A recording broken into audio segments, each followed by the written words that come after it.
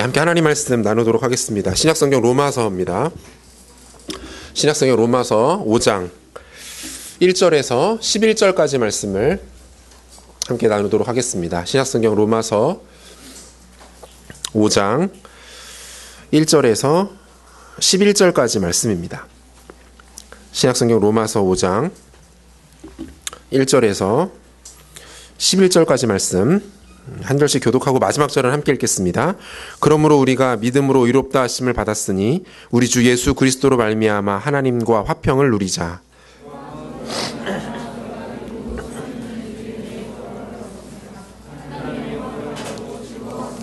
다만 이뿐 아니라 우리가 환난 중에도 즐거워하나니 이는 환난은 인내를, 소망이 우리를 부끄럽게 하지 아니함은 우리에게 주신 성령으로 말미암아 하나님의 사랑이 우리 마음에 부은 바 됨이니, 뜻께서 경건하지 않은 자를 위하여 죽으셨도다. 의인을 위하여 죽는 자가 쉽지 않고 선인을 위하여 용감히 죽는 자가 혹 있거니와 우리가 아직 죄인 되었을 때에 그리스도께서 우리를 위하여 죽으심으로 하나님께서 우리에 대한 자기의 사랑을 확증하셨느니라. 그러면 이제 우리가 그의 피로 말미암아 의롭다 하심을 받았으니 더욱 그로 말미암아 진노하심에서 구원을 받을 것이니, 하나님과 화목하게 되었은즉 화목하게 된 자로서는 더욱 그의 살아나심으로 말미암아 구원을 받을 것이. 함께 읽겠습니다. 그뿐 아니라 이제 우리로 화목하게 하신 우리 주 예수 그리스도로 말미암아 하나님 안에서 또한 즐거워하느니라. 아멘. 오늘날 전 세계에서 가장 빠른 사람은 자메이카의 국가대표 육상 선수인 우사인 볼트입니다. 100m 공식 기록이 9초 58입니다. 전문가들이 우사인 볼트의 뛰는 모습을 과학적으로 분석했습니다. 우사인 볼트의 가장 큰 장점은 넓은 보폭이라는 결론을 얻습니다. 한 걸음에 2m 40cm를 뜁니다. 이 정도면 100m를 41걸음에 뛴다는 계산이 나옵니다. 어떻게 한 걸음에 이렇게 멀리까지 뛸 수 있을까? 전문가들이 또 분석을 했습니다. 단순히 다리가 길고 힘이 좋아서 그런 것만은 아니었습니다. 비결은 그의 골반에 있었습니다. 양쪽 골반의 회전이 규칙적이지 않았습니다. 한쪽 골반이 기형적으로 밑으로 내려가고 있었습니다. 그런데 이 불규칙한 골반의 회전이 오히려 허벅지 근육에 강력한 힘을 순간적으로 실어주고 있었습니다. 그 힘으로 한 발에 2m 40cm를 뛸 수 있었던 것입니다. 이 우사인 볼트라는 선수가 육상 스타로 한창 주목을 받던 때는 그가 고등학생 때였습니다. 고등학생임에도 불구하고 청소년 대회는 물론 성인 대회에 나가서도 우승을 독차지하고 있었습니다. 그러던 어느 날 그에게 큰 위기가 찾아옵니다. 척추가 기형적으로 휘어지는 척추 측만증 진단을 받게 된 것입니다.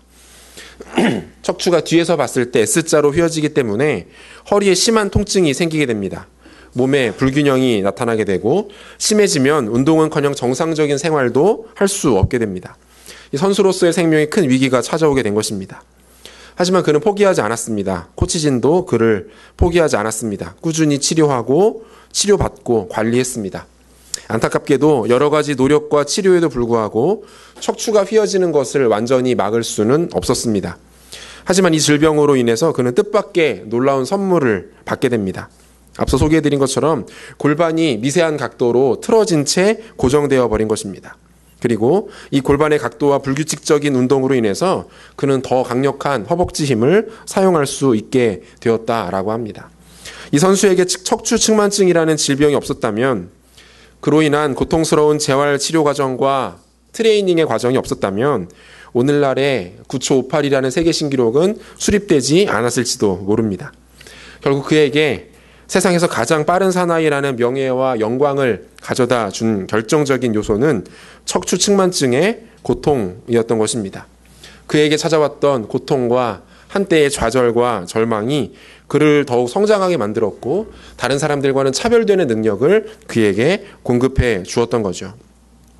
전화위복이라는 말이 있습니다. 화가 변하여 복이 된다라는 뜻이죠. 우리 인생 가운데도 이러한 일들이 없지 않습니다. 특별히 전화위복, 큰 화를 만났지만 오히려 그것이 복이 되어서 큰 은혜를 누리며 살아가는 사람들, 성경은 그들을 가리켜서 그리스도인이라고 말합니다. 그리스도인들이 전화위복의 삶을 살아갈 수 있는 분명한 능력과 힘은 무엇입니까? 다름 아닌 하나님과의 회복된 관계입니다. 원수와 같았고 적대적이었던 관계가 회복되었습니다. 관계가 단순히 원점으로 돌아온 것이 아니다라고 말씀드렸죠. 이전에는 상상조차 할 수 없었던 깊고 풍성하고 친밀한 관계로 더 나아가게 된 것입니다. 바울은 믿음으로 말미암아 구원을 받게 된 하나님의 백성들에게 본질적인 화평, 평화가 선언되었다라고 말합니다. 주관적인 차원에서의 화평을 말하는 것이 아닙니다. 단순히 내 마음에 찾아드는 평안과 만족스러운 상태를 의미하는 것이 아니었죠. 그리스도로 인하여 선언된 평화는 객관적이고 법적이고 선언적인 평화였습니다. 우리가 로마서 5장 1절과 2절을 중심으로 살폈던 내용입니다. 오늘은 이 사실에 근거해서 두 가지 정도를 더 묵상해 보려고 하는데요.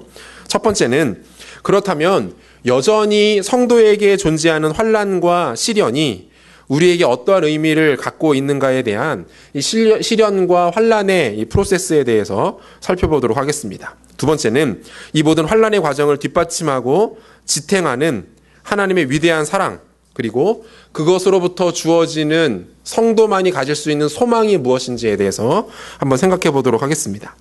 우리가 복음을 들을 때 복음은 약간 우리가 추상적으로 들려오는 경우들이 많이 있습니다.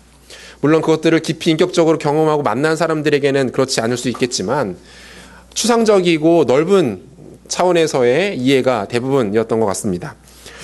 그동안 이렇게 추상적이었던 개념이 실제 우리의 삶의 환난이라는 과정과 우리 삶에 나타날 수밖에 없는 어려움을 통해서 어떻게 드러나고 그것이 하나님의 소망과 어떻게 밀접하게 연결되어 나타나는지 깊이 있게 묵상해 보시면 큰 은혜를 누리실 수 있겠다라는 생각이 좀 듭니다.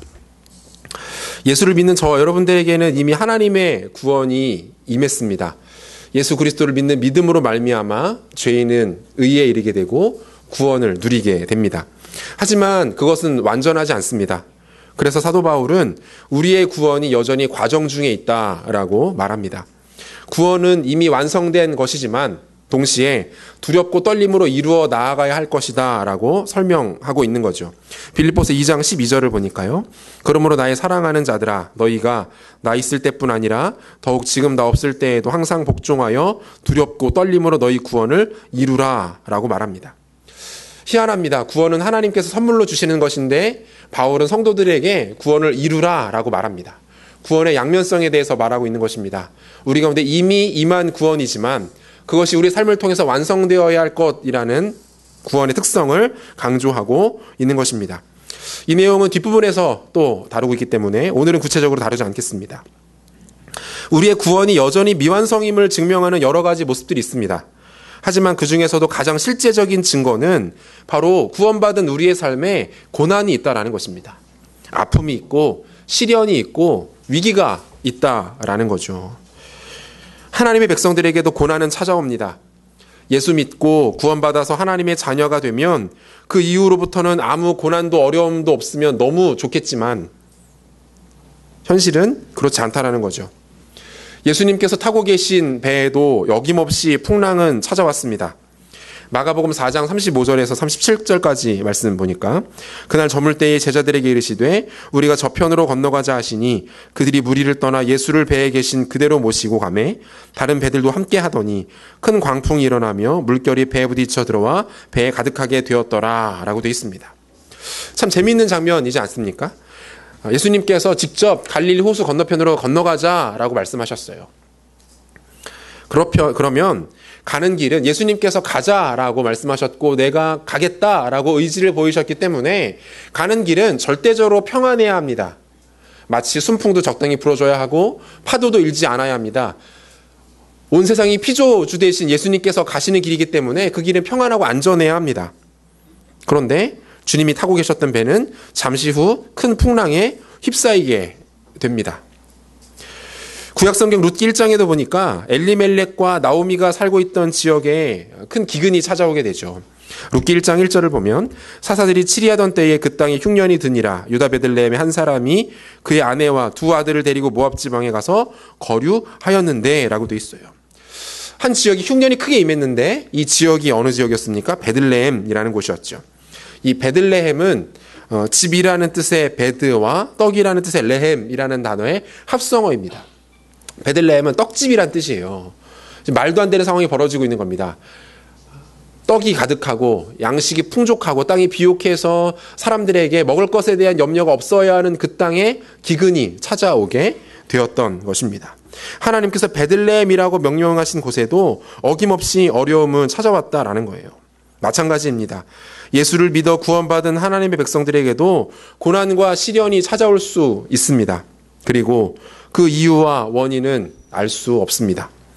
인생 가운데 찾아오는 환난은 신비 그 자체입니다.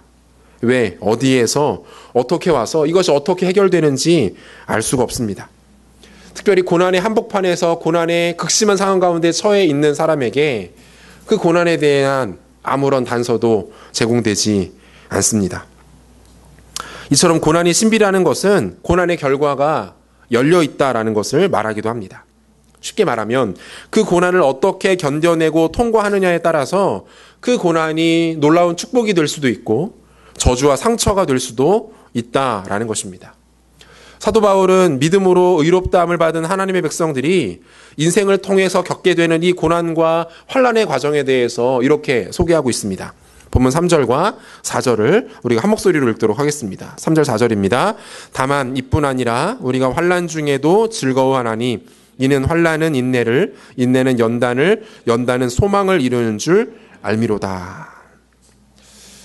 바울은 구원받은 하나님의 백성들이 환난 중에서도 즐거워한다라고 말합니다. 환난 자체를 즐거워한다라는 말이 아닙니다. 환난이 있음에도 불구하고 즐거워한다라는 의미입니다. 팀 켈러 목사님이라는 분이 이 로마서 5장 3절과 4절을 이렇게 해석하고 있습니다. 우리에게는 이러한 기쁨이 있을 뿐 아니라 이 기쁨은 슬플 때에도 여전히 우리 안에 남아있고 심지어 그 슬픔 속에서도 기쁨을 발견하게 해준다. 무슨 말입니까? 상황적인 슬픔이 찾아옵니다. 도저히 견뎌낼 수 없을 것 같은 아픔이 찾아옵니다. 하지만 그 슬픔 가운데 기쁨이 발견된다는 것입니다. 그 슬픔 속에서도 주체할 수 없는 기쁨을 누리며 그 영광을 바라보는 것, 그것이 성도됨의 증거라고 해석하고 있는 것입니다. 그리고 그 기쁨을 통해서 우리는 더 견고해지고 온전한 하나님의 사람들로 빚어져 가게 될 것이다 라고 사도 바울은 소개하고 있는 것입니다. 이 말에 대한 구체적인 각각의 단계들을 한번 확인해 보도록 하겠습니다. 첫 번째는 환난이 인내를 이룬다라고 말합니다. 환난은 인내를 이룬다라고 말하죠. 여기서 말하는 인내는 단순히 참고 견디는 것을 말하는 것이 아닙니다. 너무 힘든데 견디고 그것들을 지탱해내고 버티는 것을 의미하는 것이 아닙니다. 본문에서 인내라고 번역된 헬라어 단어의 원래 의미는 한마음이 되는 것, 집중된 상태 또는 초점이 명확해진 상태라는 의미를 갖고 있습니다. 바울은 성도들에게 찾아온 인생의 시련과 환난이 하나님의 백성들을 가장 단순한 상태로 만든다라고 말하고 있는 거예요. 하나님의 백성들이 인생 가운데 큰 위기를 만나게 되면 그들은 가장 먼저 세상의 헛된 가치와 사고들로부터 등을 돌리게 됩니다. 삶의 군더더기가 없어지게 됩니다. 그리고 삶의 근원이시고 원동력이신 하나님께 집중하게 되는 것입니다. 한 사람이 위기와 어려움을 만났을 때 그 사람이 하나님을 향한 놀라운 집중력을 보이게 된다면 우리는 그의 태도를 통해서 알 수 있는 것입니다. 아, 저 사람 안에 성령께서 내주하시는구나. 믿음으로 말미암아 구원받은 사람이 맞구나 라고 알 수 있다는 거예요. 마치 낯선 곳에 홀로 남겨진 아이가 온 신경을 곤두세워 엄마를 찾는 것처럼 놀라운 집중력을 발휘하게 된다는 거죠. 평소에는 하나님을 잘 의지하지 못하고 찾지 못하다가 위기를 만나면 그때서야 하나님을 찾는 사람들이 있습니다. 우리의 모습들이어서 부끄럽게 여기는 경우들도 없지 않지만 여러분 이것은 분명 축복된 일입니다. 그 신앙이 성숙한가 그렇지 못한가는 둘째 문제입니다. 확실한 것은 그가 이미 구원받은 하나님의 백성이라는 사실입니다.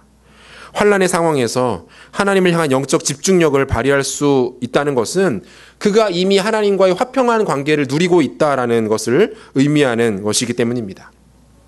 위기와 시련을 만난다고 해서 모두가 성숙하고 연단되는 것은 아닙니다.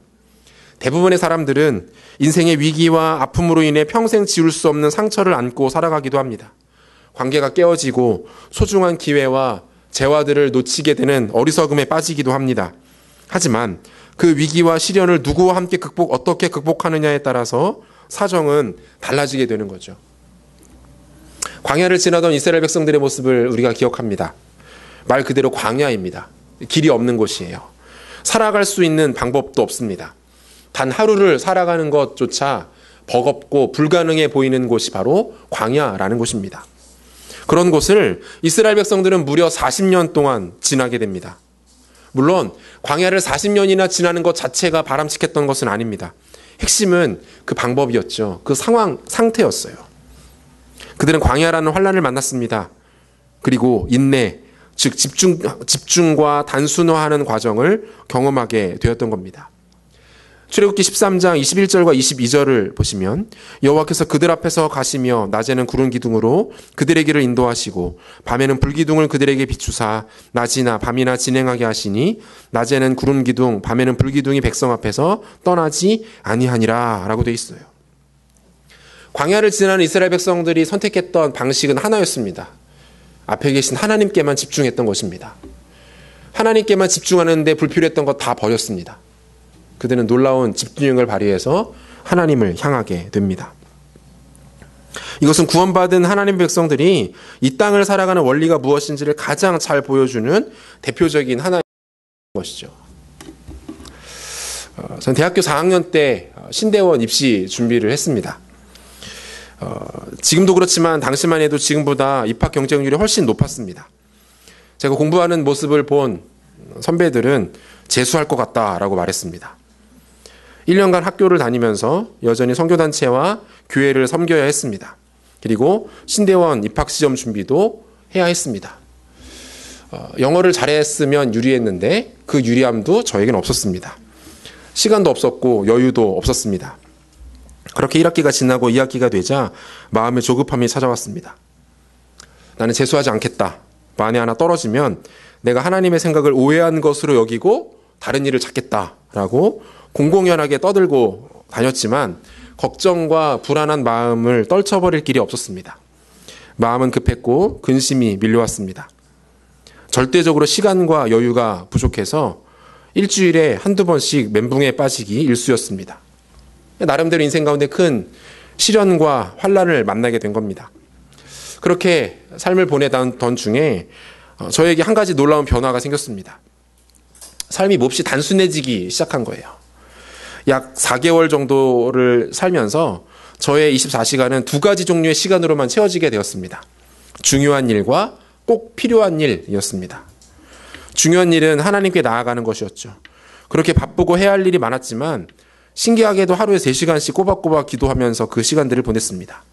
필요한 공부를 했고 말씀에 깊이 집중할 수 있었습니다. 그 와중에 꼭 필요한 사역과 역할들을 충실하게 감당할 수 있었습니다. 이렇게 말하니까 무슨 저의 개인적인 자랑을 하는 것 같은데요. 아니라고는 말 못하겠네요. 어쩜 이렇게 살 수 있었을까요? 저뿐 아니라 여러분들도 비슷한 상황들을 다 겪어보셨으리라 생각됩니다. 환난을 만나게 되면 묘한 집중력이 생기게 됩니다. 더 중요한 것과 덜 중요한 것이 구별되기 시작하고요. 내 생명과 인생 전체를 손에 쥐고 계신 분이 누구신지 명확하게 알게 됩니다. 전 세계에서 총기 사고와 교통사고를 비롯한 각종 사건 사고가 가장 많은 도시는 미국의 뉴욕입니다. 인구도 많고 사연도 많고 환경도 복잡하다 보니까 자연스럽게 사건 사고도 많이 발생하게 된다는 거죠. 이로 인해서 뉴욕은 전 세계에서 응급의학이 가장 발달한 도시이기도 합니다. 뉴욕에 자리하고 있는 대학병원과 종합병원의 응급의학과 담당의들은 전 세계에서 가장 탁월하고 높은 수준의 응급의학 이론과 실전 능력을 갖추고 있다라고 합니다. 응급상황 아닙니까? 그 말 그대로 초를 다투는 긴박한 상황이죠. 이들에게 결코 있어서는 안 되는 것이 바로 불필요한 처치와 군더더기 진료라고 합니다. 가장 명쾌한 진단과 집중력 있는 치료가 가능한 곳이 바로 뉴욕 병원의 응급실이라는 거예요. 사랑하는 여러분, 이러한 기민한 집중력과 분별력이 환난의 때에 우리 가운데 발휘됩니다. 하나님의 백성들에게 하나님께서 이러한 인내의 축복을 허락하신다라는 거예요. 우리 중에 혹시 환난과 시련의 때를 지나고 계신 분 있으십니까? 인내, 즉 집중하는 힘이 우리 가운데 나타나게 되시기를 소원합니다. 주님을 향한 초점과 시선이 명확해지고 지금 나의 삶에 있어서 반드시 본질적인 것과 비본질적인 것들이 정확하게 구별되고 하나님의 뜻과 그렇지 않은 것이 선명하게 구분되어서 하나님의 뜻을 온전히 쫓아가고 믿음으로 붙들고 나아가는 여러분들의 삶이 되시기를 축복합니다. 두 번째로 인내는 연단을 이루게 됩니다. 여기서 말하는 연단은 시험을 거치다, 검증이 이루어지다 또는 경험 많은 백전노장이 되다라는 뜻을 갖고 있습니다. 앞서서 말씀드린 것처럼 위기와 환난을 만난 한 사람에게는 영적인 집중력이 발휘됩니다. 삶의 군더더기, 덜 중요한 것들이 사라지게 되는 거죠. 이러한 과정으로 위기와 어려움을 이겨낸 사람들은 어느새 인생의 영적 백전노장이 되는 것입니다. 웬만한 시련과 위기에는 요동하지 않습니다. 어려움을 만났을 때 어떻게 하면 그 어려움을 이겨낼 수 있을지, 이 위기와 시련의 핵심은 무엇인지를 정확하게 꿰뚫어 볼 줄 아는 통찰을 갖게 된다라는 거예요. 이것이 바로 연단의 결과입니다. 기원전 218년 5월 카르타고의 명장 한니발은 보병 4만, 기병 8천, 전투 코끼리 37마리를 이끌고 피레네 산맥과 알프스 산맥을 차례로 넘어서 로마를 침공하게 됩니다. 한니발은 고대의 천재 지략가이자 명장인 알렉산더 대왕의 모든 병법과 전략을 완벽하게 구사하면서 로마를 큰 위기로 몰아넣습니다. 로마는 국가와 민족의 자존심에 큰 상처를 남기면서 이 한니발의 공격에 고전을 면치 못하게 됐죠. 이 한니발은 무려 10여 년 이상을 이탈리아 반도에 머물면서 로마를 괴롭히게 됩니다. 이 과정에서 로마는 힘을 다해 버텨내면서 점차 체력을 길러가게 됩니다. 그들은 지중해를 건너 카르타고의 본국을 침략합니다. 카르타고의 주요 도시들을 차례로 함락시키면서 카르타고의 동맹 국가들을 포섭하는 데 성공하게 됩니다. 이처럼 보급을 끊고 후방을 압박하는 방식은 한니발에게 적지 않은 타격을 입히게 됩니다. 결국 202년 혜성처럼 등장한 젊은 장수 스키피오에 의해서 무려 15년간 지속된 한니발 전쟁은 로마의 완승으로 끝을 맺게 됩니다. 한니발 전쟁이 지속되었던 15년의 시간은 로마 제국에게는 그야말로 악몽과도 같은 시간이었습니다. 국가의 수많은 엘리트 지도자들을 잃었고 국토와 재산 역시 심각한 피해를 입었습니다. 하지만 이 시간은 동시에 로마 제국에게 연단되는 시간이기도 했습니다. 알렉산더 대왕과 그를 계승한 명장 한니발을 상대하느라 로마 제국은 견고하고 강력한 군사력을 갖출 수 있게 되었고 이 군사력을 통해서 500년 이상을 지중해 연안 국가의 패권 국가로 자리매김할 수 있었던 것입니다. 하나님께서 그 백성들을 연단하신다라는 거예요. 연단의 과정을 통해서 하나님의 백성들은 강력해지고 지혜로워집니다. 신실해지고 순결해지게 되는 것이죠. 욥기 23장 10절에서 욥은 이런 고백을 합니다. 같이 읽겠습니다. 그러나 내가 가는 길을 그가 아시나니 그가 나를 단련하신 후에는 내가 순금같이 되어 나오리라. 주께서 우리를 연단하시고 단련하시는 이유가 뭐라고 말씀하십니까? 순금처럼 빚으시기 위함이다라고 말하죠. 한치의 오점도 없는 완전함과 순결함으로 그 백성들을 존귀하게 만들어 가시는 주님의 방식이 바로 이 시련을 통한 연단이라고 말씀하고 있는 것입니다. 예수님께서 제자들을 훈련시키는 방식 역시 마찬가지 아니었습니까? 수많은 위기와 고난과 시행착오와 훈련들이 있었습니다. 그때마다 제자들은 넘어졌고 쓰러졌고 주저앉았고 실패했습니다. 하지만 주님은 끝까지 제자들을 포기하지 않으셨습니다. 그리고 그들에게 성령이 찾아오셨죠. 이 과정을 통해서 연단된 초대교회의 위대한 지도자들이 탄생할 수 있었던 것입니다. 사도행전 4장 13절과 14절을 보니까 그들이 베드로와 요한이 담대하게 말함을 보고 그들을 본래 학문 없는 범인으로 알았다가 이상히 여기며 또 전에 예수와 함께 있던 줄도 알고 또 병 나은 사람이 그들과 함께 서 있는 것을 보고 비난할 말이 없는지라 라고 돼 있고요. 5장 12절에서 14절도 보니까요. 사도들의 손을 통하여 민간의 표적과 기사가 많이 일어나매 믿는 사람이 다 마음을 같이하여 솔로몬 행각에 모이고 그 나머지는 감히 그들과 상종하는 사람이 없으나 백성이 칭송하더라. 믿고 주께로 나오는 자가 더 많으니 남녀의 큰 무리더라 라고 되어 있습니다. 3년의 시간이 있었어요. 형편없이 보냈던 지루하고 답답하고 도저히 답이 안 나오던 3년의 시간이 제자들에게 있었습니다. 그 시간을 통해서 그들은 연단되었고 그들에게 성령이 임했을 때 그들은 초대교회의 위대한 지도자들로 기독교를 전 세계 가운데 퍼뜨리는 주춧돌로 쓰임받을 수 있었던 것입니다. 성숙과 성장은 한순간에 일시적으로 일어나지 않습니다. 연단은 우리로 하여금 올바른 우선순위에 집중할 수 있도록 하는 원동력이 됩니다. 시련을 통한 인내로 우리는 우리의 인생에서 무엇이 더 중요한지 덜 중요한 것인지 분별하게 되고, 이렇게 얻게 된 지혜가 우리의 삶에 자리 잡는 과정이 바로 연단이라는 것입니다. 사랑하는 여러분, 하나님께서 우리를 연단의 과정을 통해서 빚어가고 계심을 믿어야 합니다. 힘들고 어렵고 고통스럽고 지루하지만 지금 이 과정을 통해서 정금 같은 주의 백성들이 되어 나올 것을 믿음으로 바라봐야 합니다. 그런 자들 가운데 하나님의 은혜가 더 풍성하게 임하게 되는 것이죠. 세 번째, 연단은 결국 소망을 만들어냅니다. 그런데 이 소망은 그 무엇도 꺾을 수 없는 완전하고 견고한 능력이 될 것이다라고 말씀하고 있는 거죠. 사실 이 소망이라는 개념이 참 막연하고 추상적입니다. 잘할 수 있을지 모르겠지만 여러분들이 조금 더 와닿을 수 있도록 제가 한번 구체적으로 한번 설명을 해보겠습니다. 성경이 말하는 이 소망이라는 가치에는 하나의 공식이 나타나게 되는데요. 가장 먼저는 우리 안에 하나님에 대한 강한 확신이 자리 잡게 됩니다. 이 확신은 평강이라는 얼굴로 우리를 찾아오게 되죠. 하나님의 존재로 인한 평강과 평안이 우리 가운데 생겨나게 되는 것입니다. 예수를 우리 인생의 구세주로 모셔드린 이후에 우리는 말로 설명할 수 없는 평안을 누리게 됩니다. 분명 상황은 좋지 않습니다. 여전히 달라진 것은 없습니다. 그런데 마음 가운데 평안함이 임하게 되는 거예요. 괜찮은 겁니다. 이겨낼 만한 겁니다. 아니, 이길 수 있게 되어버린 우리 마음의 내적 상태가 나타나게 되는 거죠. 다음 단계는 뭡니까?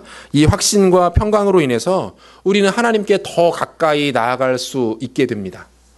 먼 곳에서 그저 나를 타자처럼 바라보시는 하나님이 아니라 이 하나님이 나와 깊은 관계가 있다는 것을 우리가 깨닫고 그분께로 나아가는 모습들이 나타나게 된다는 거예요.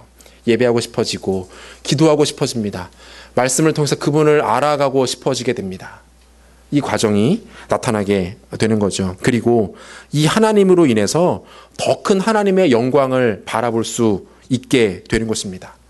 나와 그 친밀하게 교제하시는 하나님이 더 빛나 보였으면 좋겠고, 그분의 이름이 더 위대해졌으면 좋겠고, 나로 인해서 그분이 더 아름다워졌으면 좋겠을 만한 열망에 사로잡히게 되는 것입니다. 여러분들의 표정이 설명에 실패했음을 잘 보여주고 있어요. 예를 하나 들어보겠습니다.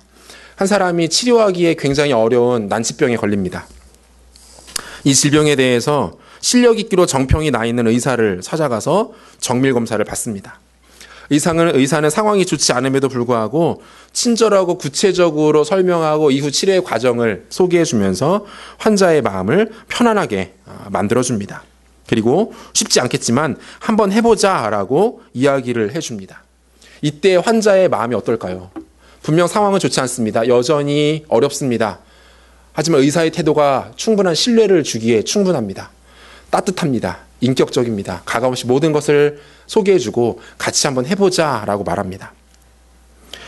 쉽지는 않겠지만 그 의사가 약속한 모든 치료의 과정을 충실하게 따라가면 결국 자신의 병이 나을 수 있을 것이라는 한 가닥 소망을 잡게 되는 그 상태, 이것이 바로 성경이 말하고 있는 소망입니다.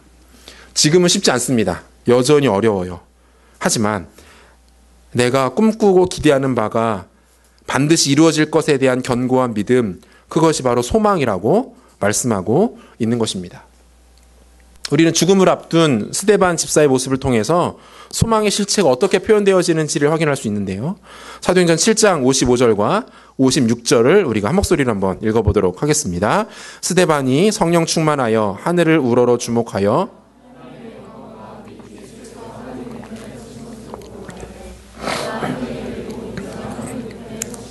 보노라 한데, 지금 이 상황이 어떤 상황입니까? 그 유대주의자들이 스데반을 애워싸고 있었습니다. 살기가 등등해서 스데반을 향하여서 이를 갈고 있습니다. 그런데 스데반은 지금 어떻게 반응합니까? 그는 성령 충만해서 하늘을 바라보고 있었다라고 말해요. 더 정확하게 말하면 하나님의 우편에 계신 예수 그리스도께 이 스데반의 시선이 모두 모아지게 됩니다. 이 장면이 지금 머릿속에 그려지십니까? 스데반은 지금 자신에게 엄습한 공포를 이겨내기 위해서 하늘을 바라보고 있는 게 아니에요.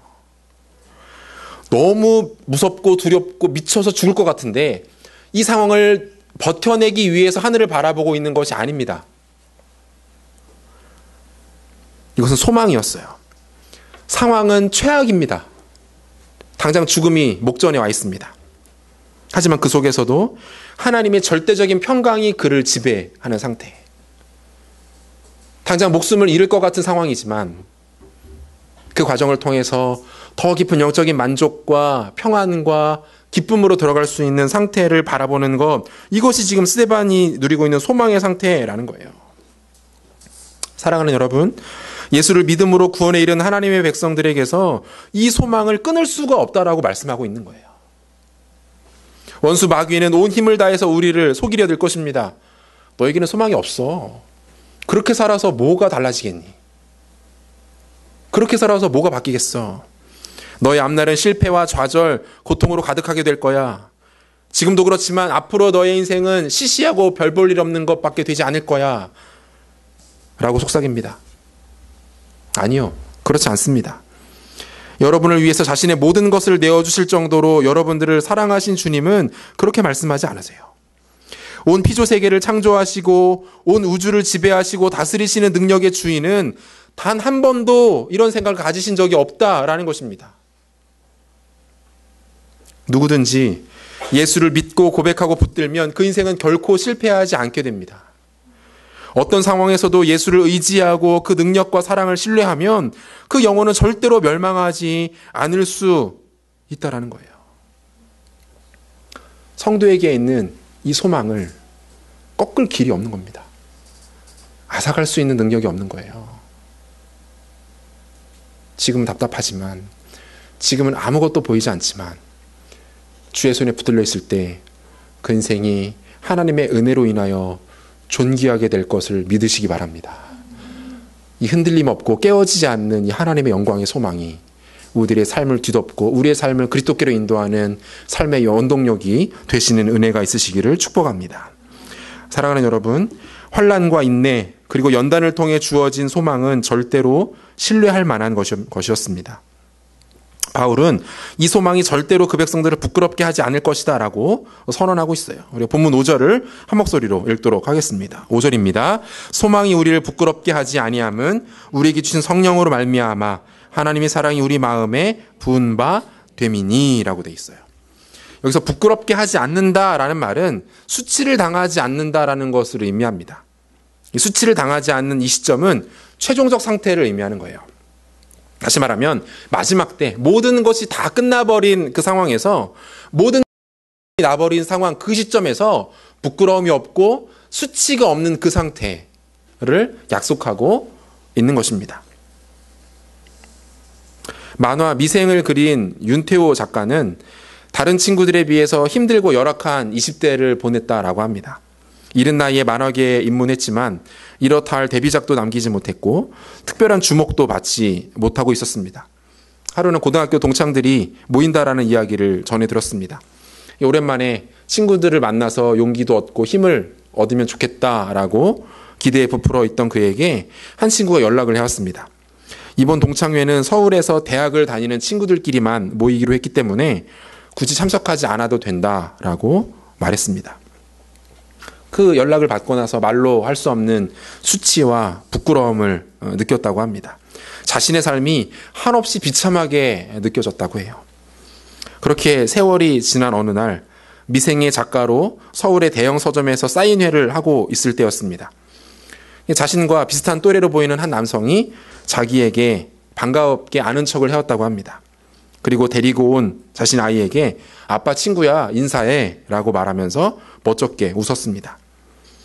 그는 다름 아닌 이 윤태호 작가에게 동창회에 오지 말라는 연락을 했던 바로 그 친구였습니다. 그는 지금 성공해서 현직 판사 신분이었지만 이 윤태호 작가에게 극존칭을 써가면서 그를 극진하게 대접했다라고 합니다. 윤태호 작가는 당시에 과거에 받았던 상처와 아픔이 한순간에 씻겨 내려가는 것 같은 시원함과 통쾌함 비슷한 것을 경험했다라고 합니다. 수치가 없는 상태, 최후의 순간에 수치를 당하지 않을 수 있었던 것입니다. 더 이상 부끄러울 수 없는 상태, 더 이상 부끄러운 것이 없는 상태, 그것이 성도들에게 약속되었다라고 사도 바울은 이야기하고 있는 것입니다. 성도들에게 주어진 이 소망이 성도들을 절대로 부끄럽게 하거나 수치에 빠뜨리지 않을 것이다 라고 말씀하고 있는 거예요. 사도 바울은 이러한 소망의 근거를 두 가지로 제시하고 있는데요. 첫 번째는 내적인 근거입니다. 그리고 다시 한번 본문 5절을 한 번만 더 같이 읽어보도록 하겠습니다. 같이 읽겠습니다. 소망이 우리를 부끄럽게 하지 아니함은 우리에게 주신 성령으로 말미암아 하나님의 사랑이 우리 마음에 부은 바 됨이니.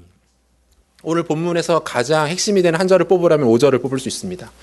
이번 주에 말씀을 계속 묵상하고 준비하면서 이 한 구절을 계속적으로 읽고 외우고 읽고 묵상했습니다. 소망이에요, 소망. 우리를 부끄럽게 하지 않을 수 있는 것이 이 소망이 성령을 통해서 가능하게 되었다라고 말씀하고 있는 거죠. 이 5절 하반절에 사용된 이 부은 바 됨이라는 표현은 단순히 무언가를 위에서부터 아래로 붓는다라는 이런 개념이 아닙니다. 이것은 과도한 넘침이라는 의미를 갖고 있어요. 쏟아붓다, 넘치도록 붓다, 한없이 내려붓다라는 그런 의미라는 거예요. 특별히 이 단어는 하나님께서 그 백성들에게 성령을 부어주시는 과정을 설명하는 개념으로 자주 사용이 되기도 하는데요. 디도서 3장 6절과 7절을 보니까 우리 구주 예수 그리스도로 말미암아 우리에게 그 성령을 풍성히 부어주사 우리로 그의 은혜를 힘입어 의롭다 하심을 얻어 영생의 소망을 따라 상속자가 되게 하려 하심이라 라고 되어 있습니다. 예수를 주로 고백하여서 의롭게 된 자들에게 무엇이 부어집니까? 성령이 부어지는데 들이붓듯이 부으신다는 거예요. 우리 가운데 끝도 없이 과도하게 넘치도록 부어주시겠다라고 말씀하고 있는 것입니다. 그러므로 우리 안에 이미 임한 성령은 우리가 구원받은 하나님의 백성들이고 우리 안에 흔들림 없고 꺾을 수 없는 소망이 있다는 것에 대한 가장 명확한 증거가 된다라는 거예요. 성령께서 우리 가운데 찾아오셨을 때 우리 안에 행하시는 중요한 두 가지 중요한 사역이 있습니다. 첫 번째는 신앙 고백이에요. 믿음을 고백하게 만듭니다. 그것이 바로 성령께서 하시는 일이에요. 고린도전서 12장 3절입니다. 같이 읽겠습니다. 그러므로 내가 너희에게 알리노니 하나님의 영으로 말하는 자는 누구든지 예수를 저주할 자라 하지 아니하고 또 성령으로 아니하고는 누구든지 예수를 주시려 할 수 없느니라 이렇게 말합니다. 뭐라고 말합니까? 성령으로 아니하고는 누구든지 예수를 주라고 고백할 수 없다라고 말하고 있는 거예요. 당신이 예수 그리스도를 자신의 개인의 구세주로 고백하고 있다면 그것은 성령께서 당신 가운데 지금 일하고 계시다라는 것을 의미하는 거라는 거죠.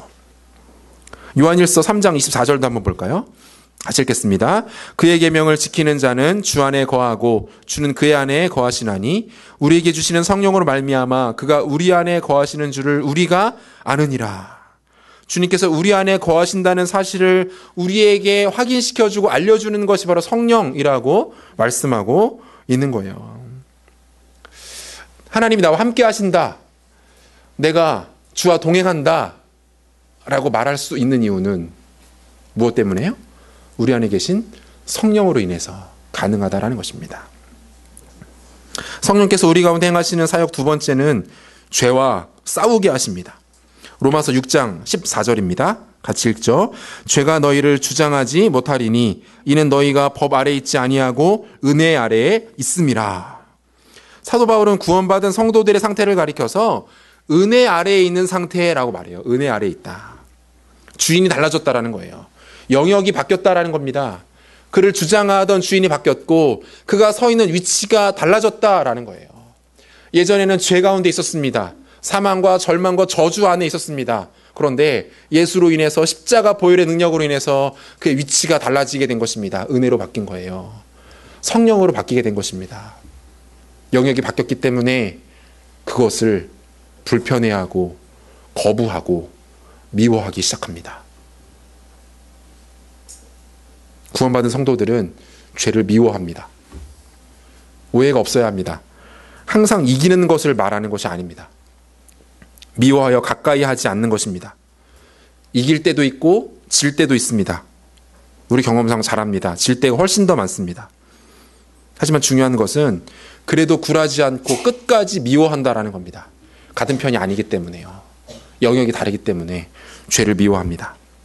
피하 구별을 명확하게 해서 상대를 적으로 간주하는 상태가 끝까지 유지되는 것을 말합니다.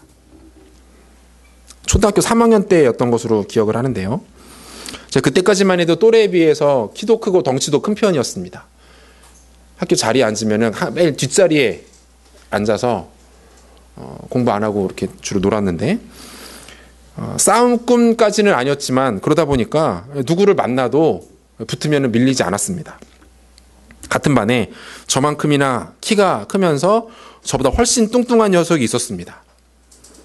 저랑은 잠재적 라이벌 관계였습니다.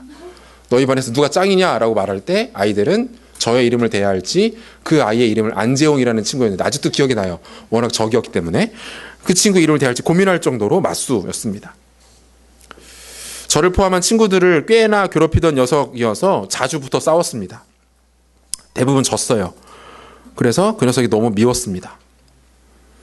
그래서 질 것을 알면서도 계속 덤비고 먼저 시비를 걸어오면 무조건 맞붙어 싸웠습니다. 대부분 졌는데 마지막 한번 크게 이겨버렸습니다. 원래 초등학교 때는 싸움의 공식이 있습니다. 승패가 어떻게 결정되냐면 먼저 울거나 코피가 나거나 이 둘 중에 하나가 먼저 일어나게 되면은 지는 겁니다. 제가 막 휘둘렀는데 그 아이 코에 맞았고 코피가 나서 저의 승리로 아이들이 평가를 내려줬습니다. 그 녀석에서 코에서 피를 본 이후에야 그 지루했던 전쟁은 끝이 났고 그 녀석도 저를 더 이상 괴롭히지는 않았습니다. 저에게 이 안재용이라는 친구는 제가 가지고 있던 죄의 실체와 같았습니다. 이긴다는 확신은 없습니다. 싸우면 질 때가 더 많았어요. 하지만 한 번도 동료라고 생각해 본 적이 없습니다. 적이었어요. 기회가 있으면 싸웠습니다. 졌지만 또 나가 싸웠습니다. 그 녀석을 바닥에 쓰러뜨릴 때까지 싸웠습니다. 성도의 모습이 이와 같다라는 거예요. 안재홍 씨에게 죄송한 말씀을 이 자리를 빌려서 드립니다. 예수 믿어야 될 텐데. 예수를 만나고 나면 죄를 대하는 태도가 달라집니다. 이것은 바로 성령을 통해서 가능한 변화라는 거예요. 여러분들이 하나님 앞에 의롭고 순결하게 살고자 하는 열정과 각오에 사로잡히게 된다면 그것은 여러분들 안에 성령께서 역사하고 계시기 때문입니다. 이러한 내적인 증거들은 우리 안에 꺾이지 않을 소망이 주어져 있음을 증거하는 거예요. 그런데 문제는 뭡니까? 이러한 내적인 확신들이 항상 우리 가운데 있지 않다라는 거죠. 우리가 하나님과의 관계가 좋을 때나 우리의 삶이 비교적 경건할 때 우리는 이런 내적 확신 가운데 거할 수 있습니다.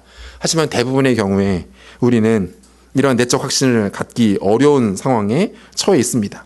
그래서 또 한 가지의 외적 근거가 필요한 것이죠. 그 외적인 근거란 무엇입니까? 다름 아닌 그리스도의 죽음입니다.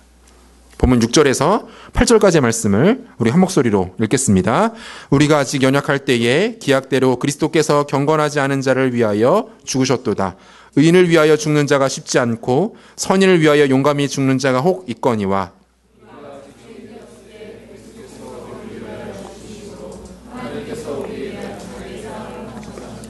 아멘. 사도 바울은 우리에게 주어진 소망의 가장 명확한 근거, 동시에 죄인들을 향한 하나님의 사랑의 절정이 무엇이라고 말합니까? 그리스도의 죽음이라고 말해요. 예수의 십자가입니다. 이 죽음을 이해할 때 우리는 두 가지 조건을 반드시 고려해야 되는데요. 첫 번째는 우리의 상태입니다. 우리가 어떤 상태일 때 예수께서 죽으셨습니까? 우리가 어떤 상태일 때 예수께서 우리를 위하여 죽을 것을 결정하고 실행에 옮기셨습니까? 연약할 때였고 죄인 되었을 때였습니다. 바울은 이러한 상태에 대해서 부가적인 설명을 하는데요. 7절을 보면 의인을 위하여 죽는 자가 쉽지 않고 선인을 위하여 용감히 죽는 자가 혹 있거니와. 의로운 사람을 위해서 그리고 선한 사람들을 위해서 죽는 경우가 없지 않다라는 거예요. 그리고 그것은 충분히 가치 있는 죽음이고 의미 있는 죽음이고 그 죽음을 통해서 충분한 명분을 얻을 수 있다라고 말합니다. 하지만 주님의 선택은 그보다 훨씬 열악했습니다. 심지어 어리석어 보였습니다. 아니, 주님의 선택은 최악이었어요. 왜요? 그분은 선한 사람들을 위해서 죽으신 것이 아니라 의인을 위해서 죽으신 것이 아니라 가치 있는 어떤 명분을 위해 죽으신 것이 아니라 형편없이 연약한 죄인들을 위해 죽으셨기 때문입니다.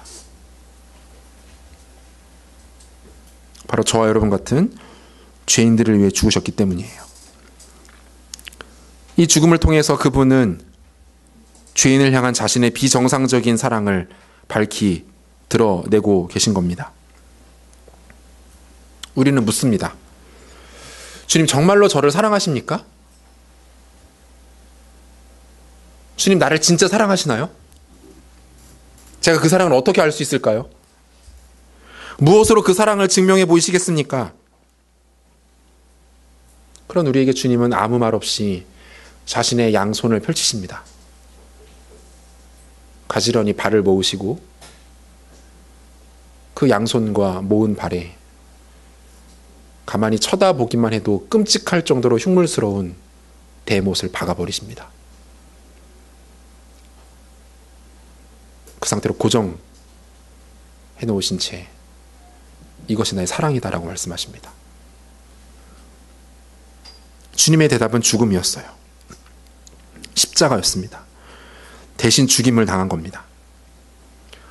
온 우주를 모두 뒤져보아도 이보다 더 강력하고 비정상적인 사랑의 고백은 있을 수 없습니다. 인간이 만들어낸 종교와 기독교가 갖는 가장 커다란 특징은 무엇입니까? 말이 안 되는 거예요. 인간의 머릿속에서는, 인간의 상식 속에서는, 인간의 개념 속에서는 있을 수 없는 일이 이루어져 버린 겁니다. 어떻게 온 세상을 만들고 통치하는 절대자가 가치 없고 의미 없고 죄로 똘똘 뭉친 죄인을 위해서 죽을 수 있다는 말입니까? 있을 수 없는 일이 일어나 버린 거예요.